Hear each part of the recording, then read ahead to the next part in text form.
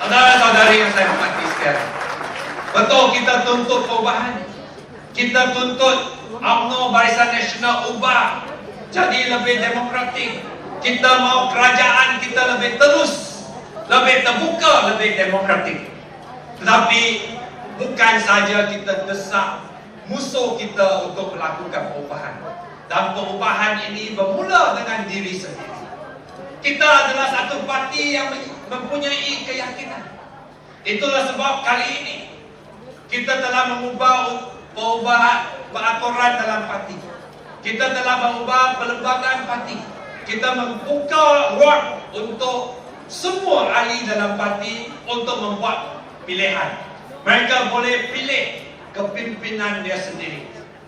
Sungguhpun media yang dikuasai oleh UMNO Barisan Nasional cuba mengambil kesempatan untuk memburukkan kita, mensifatkan kita, menggambarkan kita seolah-olah parti keadilan ini sentiasa berpecah. Seperti mereka cuba memburukkan Pakatan Rakyat, gagal PAS dengan DAP selalu gaduh. Sebenarnya kita secara terus mengakui betul dalam parti politik, dalam satu gabungan kita ada pendapat yang berbeza. Tetapi perbezaan pendapat tidak bermaksud kita berpecah. Dan kita secara terbuka membincangkan isu-isu tertentu supaya kita boleh mengeratkan paduan kita. Itulah sebab pemilihan ini kita dengar berbagai suara yang media cuba mainkan seolah-olah Azmin selalu gaduh dengan Zaid. Seolah-olah parti keadilan ini akan berpecah dan tidak ada lagi sokongan. Tapi ini tidak betul. Kita berani untuk membuka ruang bagi media, bagi rakyat lihat. Kita adalah parti yang terbuka.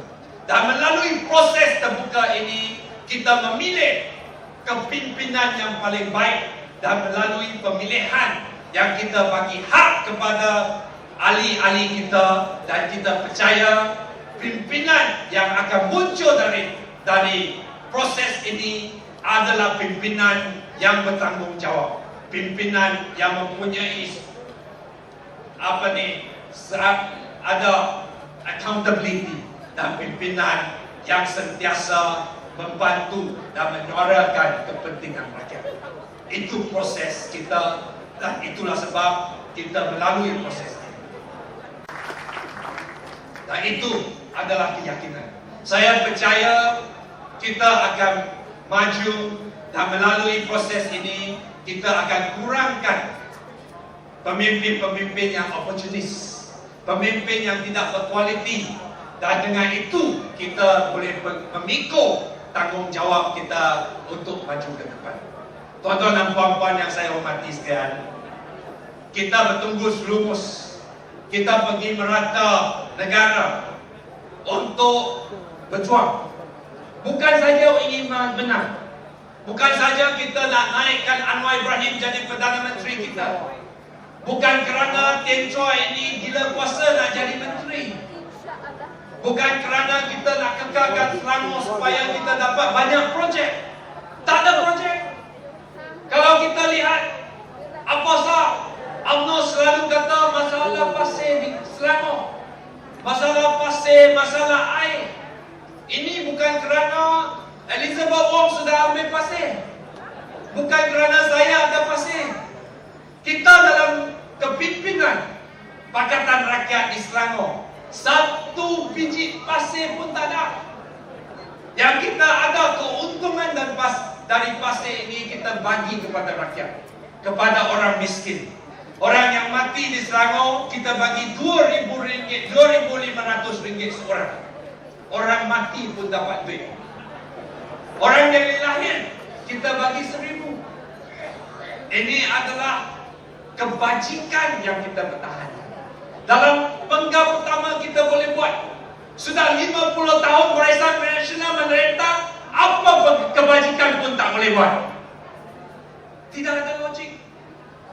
Ini bermaksudnya komitmen berbeza. Ini bermaksudnya kita, apa yang kita nak lakukan adalah untuk kebaikan generasi yang akan datang, bukan untuk kita diri sendiri. Saudara yang saudari yang saya hormati sekalian, kita tidak ada masa lagi. Negara kita dalam keadaan yang kritikal, di mana UMNO Barisan Nasional akan sapu semua kekayaan, sehingga anak dan cucu kita tak ada lagi. Kita negara yang mempunyai kekayaan, mempunyai sumber alam, ada minyak, tetapi akhirnya kita akan kehilangan semua kalau Barisan Nasional tetap memerintah. Itulah sebab saya rayu, ini bukan isu untuk mempertahankan hak keistimewaan orang Melayu. Ini bukan kerana orang Cina, orang India ingin lawan diskriminasi, nak dapatkan kesamarataan.